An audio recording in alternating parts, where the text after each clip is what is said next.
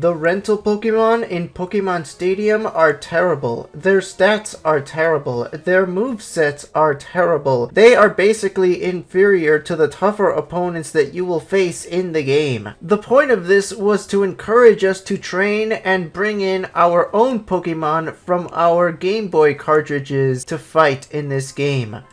Unfortunately, if you are playing Pokemon Stadium on the Nintendo Switch, you cannot do this. The reason for this may be because it's too hard to implement, and plus this game would also not be able to have suspend points. No core Pokemon game would ever have a save state feature of any kind in order to prevent cloning of Pokemon. But maybe I'll talk about this more in a later video. However, the game does have its fair share of good rentals that you can use. But unlike all the other sources out there, this video focuses on Pokemon that you can use on the Switch version of Pokemon Stadium, more successfully than you could ever utilize them on the original hardware. I decided to jump back into Pokemon Stadium after hearing upcoming announcements and previews of the new game Pokemon Legends ZA. And so I played the game and learned a bunch of things about it. First of all, I want to make a few things as clear as possible. Yes, I use suspend points to get through the game, but may I remind you that we are stuck using rentals for this game. Plus, Nintendo allows us to use suspend points, so there is no crime in it, and the game is very, very hard without them. But if you still think that using suspend points on this game doesn't justify the fact that we can't use any Pokemon other than rentals in this game, that's fine. Let's agree to disagree. Let's all play the game our own way, okay? Anyway, I'm sorry to have kept you waiting long enough. Let's get right into the video. Number 10. Dragonair barely makes the bottom of this list for being somewhat good to me in the Gym Leader Castle on round 1. It has access to Thunder Wave, which is very good to have in my book, along with good moves like Thunderbolt, Fire Blast, and Hyper Beam. Overall, just a very fun attacker to play with and something that you can use to get through some parts of the Gym Leader Castle, but only for the easier battles. I would not recommend Dragonair for the much harder battles, especially anything in round 2. Also, Dragonite has a terrible moveset. Number 9. Starmie is a good choice in general. It's fast, it has Stab Bubble Beam so it can get faster than the opponent, and it has Minimize, which lets it dodge the opponent's attacks. Okay, maybe not all the time, but it does increase evasiveness one stage, which gives it a chance to avoid it. And since we're on the Switch version with suspend points, we can just keep reloading suspend points over and over until finally it dodges whatever attack the opponent is using. And if that thunder misses, just reload it and try it again until it doesn't. I did tell you that the Pokemon you would use from this list assume you use suspend points. Remember that we're only allowed to use rentals in this game, so being able to use suspend points makes up for that. Number 8. I think Chansey is a good one to have in the Poké Cup where you generally wouldn't have that many better options. It has access to Minimize, so it actually has a chance to dodge the opponent's attacks. Something I already explained when I was talking about Starmie. Not to mention Chansey has a ton of HP. It's basically a wall, well, more or less depending on how it's built. This one, probably not. But it does have Rest for when it needs to heal, and it also has Thunder and Fire Blast for coverage. Although we can all agree that this Chansey isn't the best, at least it's good enough in its own way, especially on the Switch with suspend points. Number 7. Slowbro is one of the better rentals in Pokemon Stadium, yes. But the only reason I'm putting it this low on the list is because I haven't had very much use of it, especially in round 2. Don't get me wrong, it's an excellent rental. It has Stab Surf, Stab Psychic, and it's a wall. For me, the only problem with it is that it's slow, which normally wouldn't be a problem for Pokemon like Snorlax, but I just don't see how being slow can benefit it. I'm sure there's lots of upsides to going second, but Slowbro doesn't have any, and that's the problem. And plus, being faster than your opponent is crucial for the Pokemon and their moves that I'm going to be talking about later in this video. So stay tuned. Number 6. Of all the flying types I was testing out while I was doing everything in the game, Charizard was the one that stuck out, being at least on par with Articuno, Zapdos, and Moltres. See, with save states, I figured I could use the knowledge that an opponent was going to use a strong ground type attack like Earthquake or Dig to my advantage and just switch to a flying type when they do. I knew I could do something similar to this with different Pokemon for lots of different situations, but for having a flying type to avoid getting hit by ground type attacks, the best one turned out to be Charizard with its Stab Fire Blast, its Stab Fly, and plus Sword Stance for setup. Not to mention Fire Spin, which is also Stab. That's not to say the legendary birds aren't good too, but it really depends on stats and moveset, especially with Charizard being faster than them in the Prime Cup. Number 5.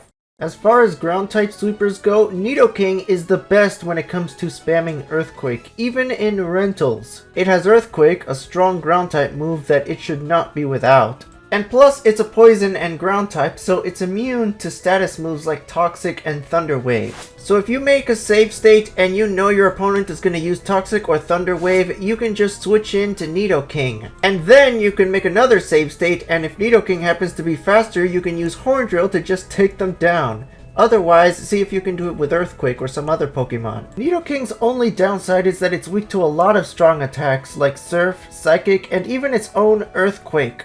But even so, it still manages to be a good enough powerhouse. I highly recommend it over other ground types like Diglett and Dugtrio. Now that we've reached the middle of the video, before we continue this list, let's go over some honorable mentions. I told you earlier that I tried using some Pokemon to avoid certain moves, and I'm gonna list them now. For the flying type on my team that would avoid ground type attacks, Dodrio was the first one I tried. But I learned too late that Tri-Attack didn't have any chance of inflicting burn, freeze, or paralysis until Gen 2. Aerodactyl was okay, but Supersonic was its only useful move. And I didn't have that much more use for Aerodactyl other than avoiding Earthquake and Dig. For a ground type that's immune to Thunder Wave, I tried Diglett and Dugtrio because they outspeed some other Pokemon, more so Diglett because it has Fissure, which unlike Horn Drill can at least hit ghost types, but it wasn't worth it.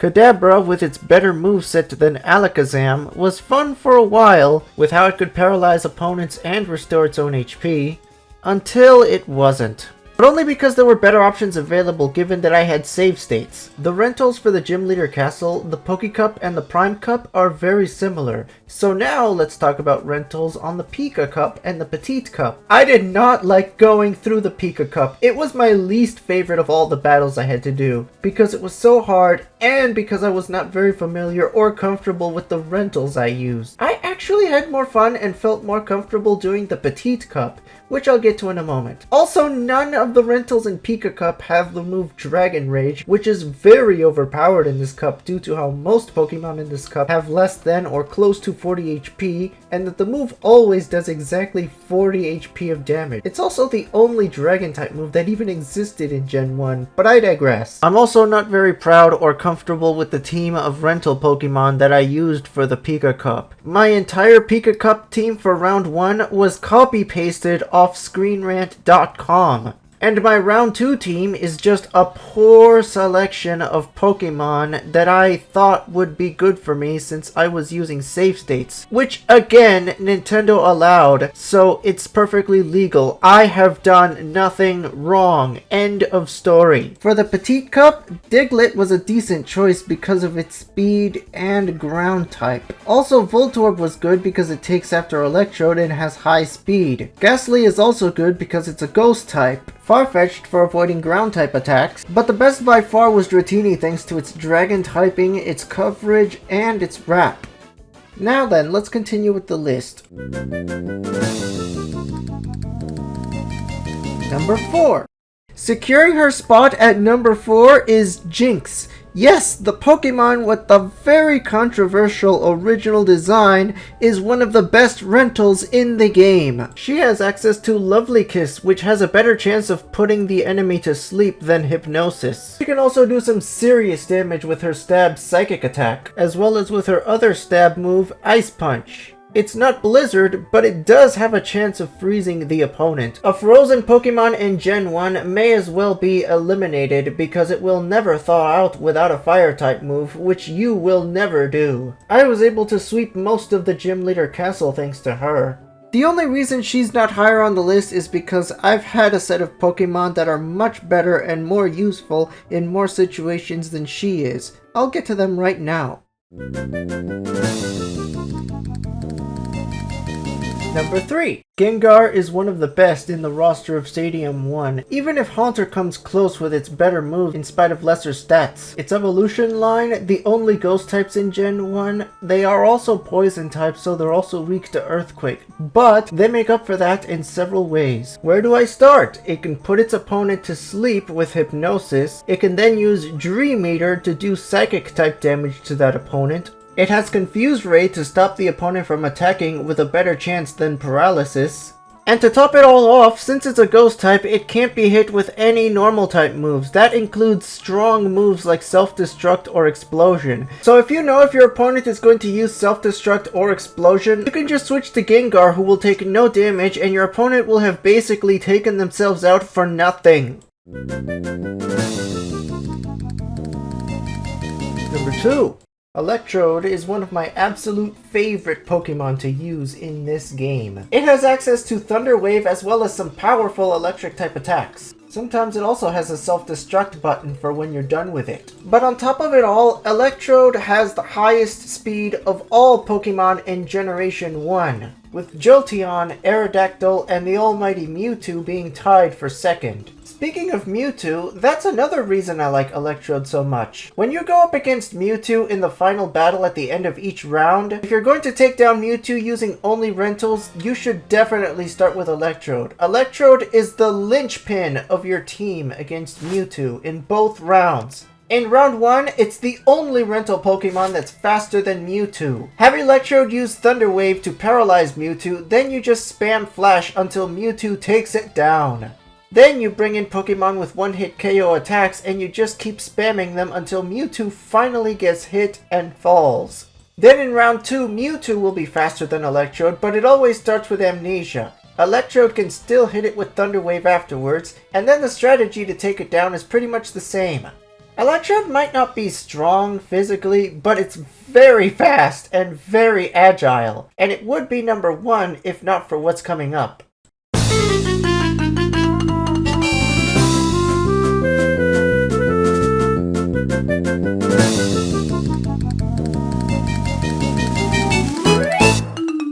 At number 1 on this list, it's Ponyta!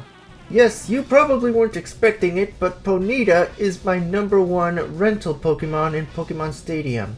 If you were to abuse the heck out of Suspend Points playing Stadium on the Switch, you'd probably see that Ponyta is the most broken rental choice you have. And that's because Ponyta is sort of a sweeper. A pseudo-sweeper, but only in the Poke Cup and the Prime Cup. It doesn't have what it needs in the Gym Leader Castle, much less the Pika Cup. It's simple. When the battle begins, have it use Agility. Once Ponyta raises its speed, it will outspeed everything, and you'll be able to Horn Drill everything. Assuming you use save states to make sure Horn Drill hits every time. Of course, sometimes they might take you out first, or they might have a ghost type, so you have to try something else until you can set it all up. I'm not gonna lie to you when I tell you that I got through most of the Prime Cup and its divisions in round 2 using only this Ponyta. Except for when I needed other Pokemon's help, but that's besides the point. If you're gonna save scum this game, I highly recommend using this Ponyta wherever you can. And that's the end of this list. Pokemon Stadium has plenty of good rental Pokemon I didn't even talk about, but if you're going to save scum the game, I highly recommend the ones that I did talk about. Especially with how Pokemon Stadium works. The RNG for each battle is always decided in the middle of battle, so you can keep reloading the state until you get the result you want. I really wish I could say the same about Pokemon Stadium 2, but that is not the case! Battles and RNG in Stadium 2 don't work the same as in Stadium 1. For example, in Stadium 2, you can save a state to before you select Thunder in a battle, but if your Thunder attack misses, there's no use reloading that same turn because it will always miss that same turn. And on top of that, the AI cheats! RNG already decided in advance that it would miss that turn right then! To learn more about this, please watch this video. There's a link to the description as well as other similar sources in the description below. But I must warn you that this video has some off-putting audio-visual gags meant for comedic effect. The fact that I had to point out such a thing here shows how strongly I felt about it.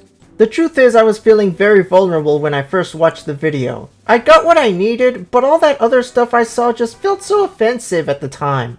Not anymore though, I'm over it.